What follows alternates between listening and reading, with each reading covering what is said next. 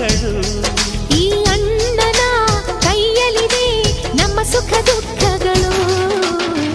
ಅಣ್ಣ ನಮ್ಮ ಅಣ್ಣ ಇವನು ನಮ್ಮ ದೇವನು, ಕೋಟಿ ಜನ್ಮ ಬಂದರು ಮರೆಯನು ನಮ್ಮನು. ತಿಂಗಳ ಬೆಳಕಿನ ಅಂಗಳದಲ್ಲಿ ಅರಳಿದ ಪ್ರೀತಿಯ ಸಂಚಾರ. ದೇವರೇ ಬಂದರು ನಾಚಲೇಬೇಕು ಸ್ವರ್ಗವೇ ನಮ್ಮ